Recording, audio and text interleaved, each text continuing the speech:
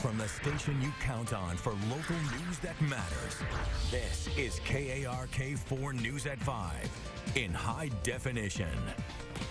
We begin with breaking news out of Little Rock, where police are investigating multiple shootings this afternoon, one of them deadly. We have crews at each location. We begin with KARK's Josh Berry. He's live at an in-home daycare where someone shot and killed one of the caregivers. Josh, where do we even begin with this? Well, it is hard, really, Ashley. We were here as parents and loved ones were pulling up and walking up to the scene in the crime tape as police were walking children out of that home right here, where we're told there is an at-home daycare facility near the corner of Park and 18th Street. Police say this was a possible drive-by, but the daycare was not the intended target.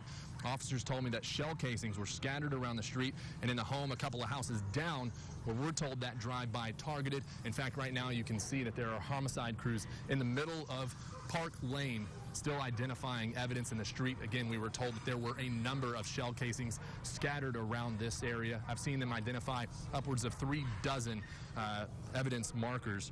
The shots were fired around 2:50 and say a silver car was seen speeding away. Once police had the scene blocked off, we watched as emergency crews took the victim away, actively trying to keep her alive. A short time later, we were notified that the caregiver, a 57-year-old woman, died.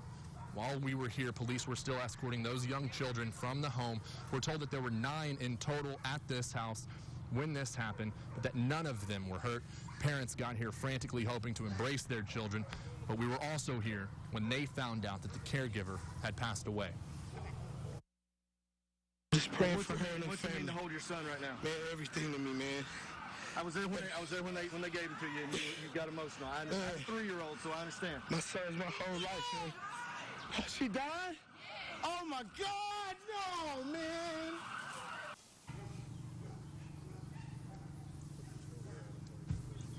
And we were here talking with police as many of the people close to this situation, whether they had children at this home or they worked at this home, were finding out that this caregiver, the 57-year-old woman, had passed away. Again, we are told that a second person was shot as a result of this drive-by, not at this home. That person will be okay. The suspect information that we have right now is limited. We were told that a silver car was seen speeding away from here, but police hope to give us updated information and more specifics, hopefully, so that we can update the public and hopefully bring somebody to justice in this case. But again, it was very hard, a very real scene as we were out here as it was all unfolding. We'll continue to keep everyone updated as soon as we receive any information. We're live in Little Rock. I'm Josh Berry, KARK 4 News. Right, Josh, and it's just as this was all unfolding, another shooting happened a short time later. We want to go to 23rd and Marshall. That's where Caitlin Reardon is. That's about 2 miles or so west of where Josh was. So, Caitlin, what do we know about what unfolded there? Well, Ashley, right now we're here. It's about 24th and Marshall, you can see, and I'm going to step out of the way. Unfortunately, police just finished picking them up, but all along the street in this whole intersection, there were about 30 markers where shell casings had been. This shooting, we're told, happened about 2:30, and they do believe it was a drive-by as well. Police say the shooter was kind of targeting one of the houses along the corner there. Now, they say the victim was a 21-year-old man. He was shot in the back or shoulder. He did go to the hospital, but his injuries are not expected to be life-threatening. They're not sure at this point whether it's connected to the other shooting that happened. It is not the same suspect vehicle description. However, this one was a minivan. We don't know the color on that at this point. They also aren't sure if it's random at this point. Like I mentioned, multiple different guns with different calibers. They do need people's help in the neighborhood to be able to let them know if they know anything about this shooting. Again, they've made no arrests, and they are asking for help from people here. But this was not a fatal shooting. One victim, not life-threatening injuries. Of course, if you have any information, give police a call. Reporting in Little Rock, I'm Caitlin Reardon, KARK 4 News. All right, Caitlin, thanks very much. We're going to continue to track developments in both of these shootings and the investigations tonight. As we learn more, we'll bring it to you here on the air as well as online at arkansasmatters.com. Arkansas preparing for its 4th execution in 7 days. Kenneth Williams is set to be executed tonight. Right now, there are no legal hurdles halting the execution, but as we've learned in the past, that can change up to the minute. Our team is live at Cummins tonight. That's where we join my co-anchor Bob Clausen. And Bob, this is set to be the state's fourth execution in now 7 days. What is the mood like tonight? Well, right now, I mean, it's business as usual, given the fact that we've been here before. We are outside the Cummins unit. Kenneth Williams is in a holding cell next to the death chamber. Execution time is set for 7 o'clock, but as you mentioned, that is basically a soft set timeline because we've seen before, things will shift back and forth throughout the evening given the fact that some things may or may not be filed, or they're waiting, attorneys may be waiting for a specific time to file a specific attempt at a stay. Given the fact that Kenneth Williams has in the nature of 3 different crime scenes to bring into play here, one of them about 20 or 2 miles from here, one about 20 minutes from here. So there's a lot to cover as far as Kenneth Williams goes. We're going to be bringing you team coverage not only from here at Cummins, but in Little Rock, where the state Supreme Court is watching this, no doubt. And then, of course, Washington, D.C., where the U.S. Supreme Court may or may not get an appeal or a try at a stay of execution. But first, wrapping all this up, I want to bring in Marcy Manley. She is taking a look at what may not be in play at this hour and what may be down the road. Marcy? Well, Bob, right now we're looking at cases in state and federal court, all the way up to the United States Supreme Court. So right now they are all pending. Yesterday, the Arkansas Supreme Court denied 2 of his requests for a stay of execution. The court also denied 2 other motions for an emergency stay. Today, he also has 3 cases pending at the federal 8th Circuit Court of Appeals. In these filings, he's alleged intellectual disability, physical impairments that could cause problems with drug protocols, including sickle cell, and juror misconduct in his death penalty criminal trial.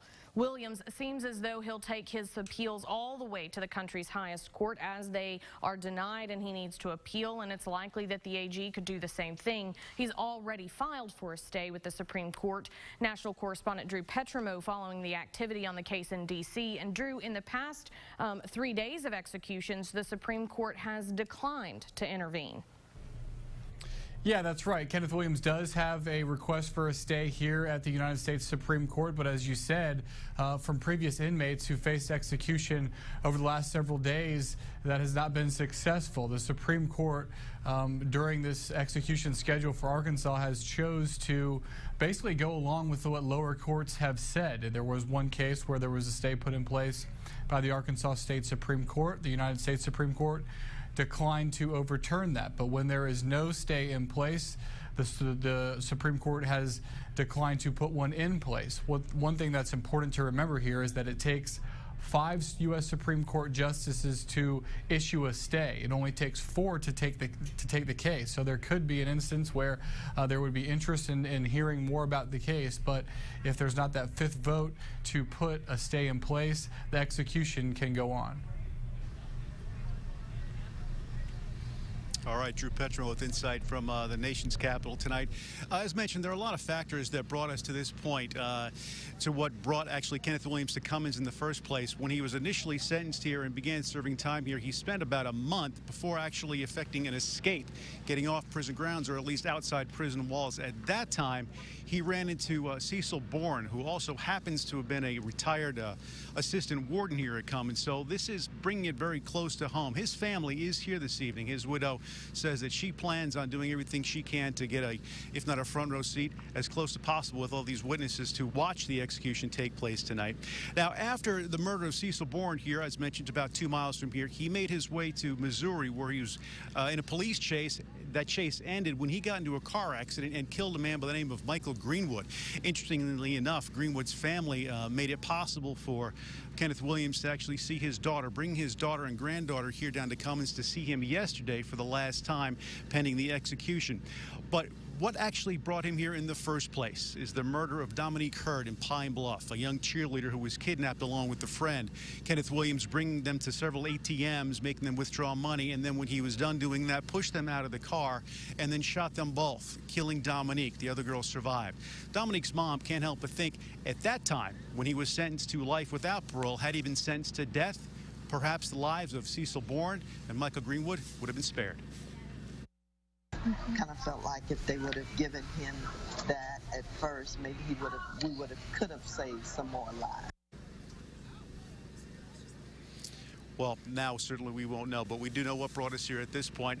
As you mentioned, Ashley, you know, these things kind of grind on slowly throughout the evening. Marcy watching a number of perhaps legal plays that may come into play and at least issue temporary stays. As mentioned, the execution set to begin at 7 o'clock. It may get stayed, delayed, but we'll be here throughout the evening at Cummins Unit, of course, in Little Rock, where Marcy is watching the state Supreme Court, and Drew up in Washington, D.C., watching the U.S. Supreme Court. So anything can happen. We've got you covered on all different angles, and of course, we'll keep you updated all over the social media platforms, as well as ArkansasMatters.com and right here on air. Ashley.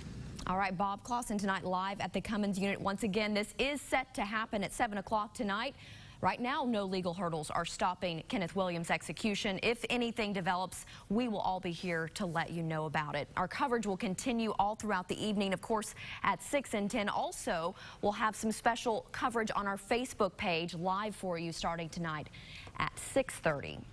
A local man who suffered a stroke is grateful to be alive and recovering, all thanks to a new treatment. Plus, a 17-year-old shot and killed just across the street from the mall here in Little Rock. We'll have the latest on the investigation and how people are reacting there.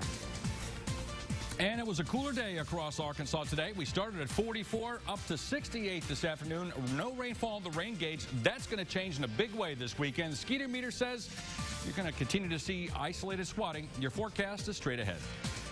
From the station that brings you local news that matters, this is KARK4 News at 5 with Bob Clausen, Ashley Katz, and Chief Meteorologist Keith Monahan.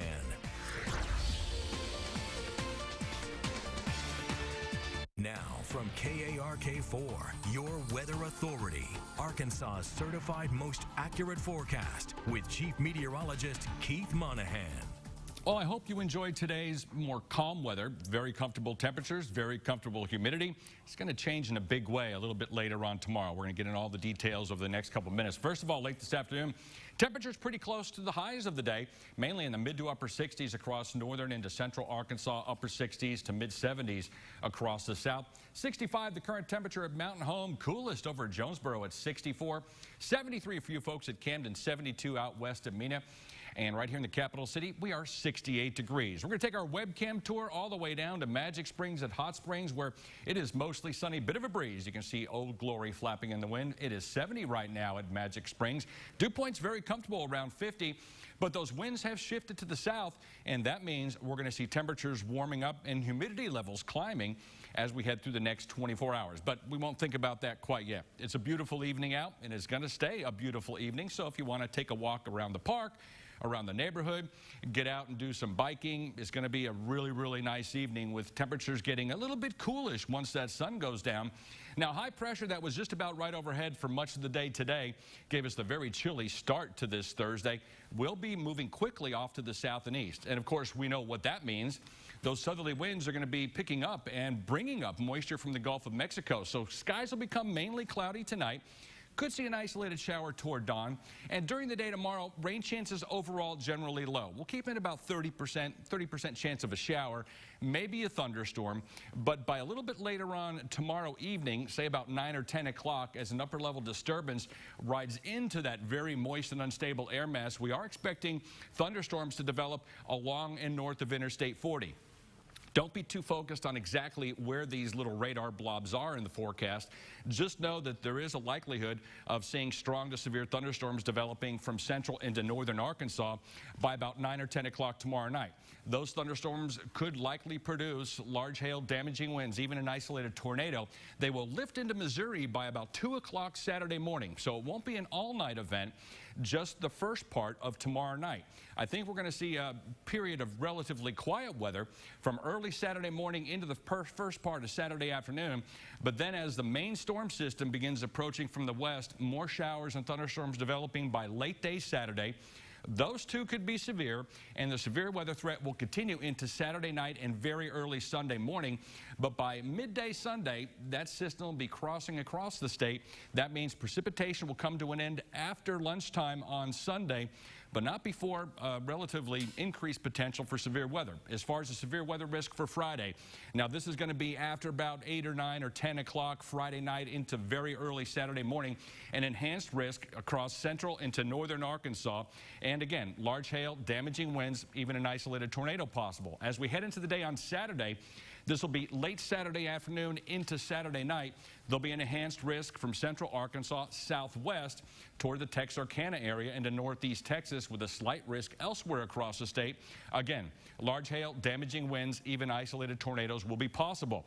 On top of that, there is going to be a very high potential for flash flooding. Central and northern Arkansas will see a flash flood watch kick in Friday evening. That'll continue through Sunday evening. 3 to as much as 7 inches of rain will be possible during that time period, especially the further north you go. Generally along and north of US 64 is where the heaviest rainfall potential is going to be, and with recent heavy rains, we could see flash flooding develop quickly. Becoming mostly cloudy tonight, maybe a shower toward dawn, low 55 for your day on Friday. Rain-free for much of the day, but by afternoon, a 30% chance of a shower, maybe a thunderstorm with a high of 91. Your weather impact number for tonight, a 0.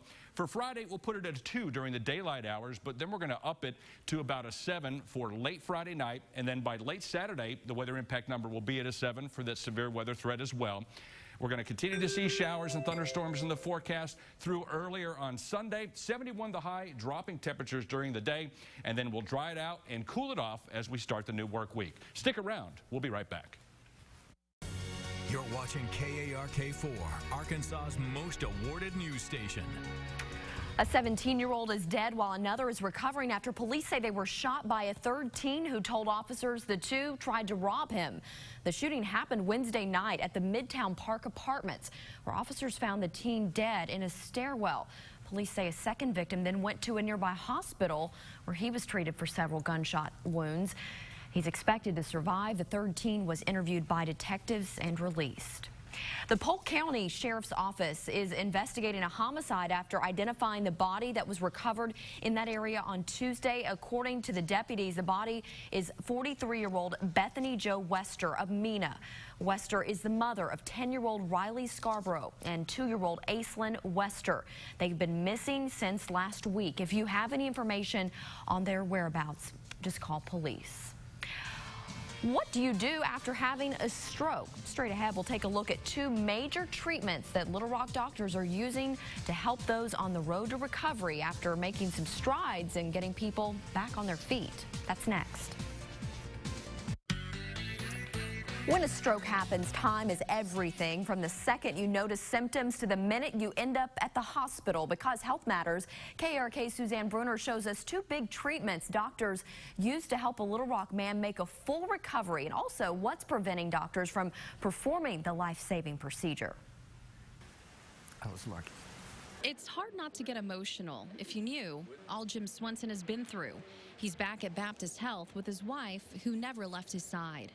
The key was Joan recognizing it right away. At home in January, Joan called out to Jim, who was on the computer. He didn't respond, even after the second time.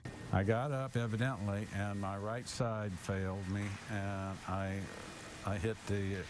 just barely missed hitting my head. Jim fell to the ground. It was immediately clear to Joan he was having a stroke and called 911. All the stars fell in place. They said the response was fast, and so was the treatment. The next thing Jim remembered was waking up in the ICU. He couldn't talk. This is from the CTA that we did. An MRI shows what happened to Jim's brain. The left is an image of a blood clot. On the right, Dr. Whit Goodwin points out what happened to Jim's brain after a thrombectomy to remove the clot. Big problem is it's actually fairly rare that people are able to make it to the hospital in time to have this. What made Jim's recovery tremendous was he got to the hospital early enough to get the TPA drug. TPA helps reverse the effects of a stroke. He received that before undergoing a thrombectomy. Once they get the TPA, like I said, we go ahead and start activating this process in case they don't get better. It took Jim 3 days to see results. I was so lucky. I was so fortunate. I didn't have to learn anything. It just all came back. In Little Rock, I'm Suzanne Bruner. And that's why it is a good reminder to identify stroke, the acronym. It's FAST. That's what they do. The F stands for facial drooping, also A for arm weakness, S for speech difficulty, and T for time. Again, it is FAST. Just remember that. We'll be right back. Of course, today, the anniversary of the Mayflower-Valonia tornado. We do have severe weather in the forecast, especially for Friday night into very early Saturday morning, late Saturday into early Sunday. Heavy rain also possible. Keith, thanks very much. And as we continue to follow the developments in Lincoln County at the Cummins unit, we will have more coverage for you tonight coming up at 6. And then also join us on Facebook Live starting at 6:30. That does it for us right here in the studio. We'll have much more live from Lincoln County coming up in about 30 minutes.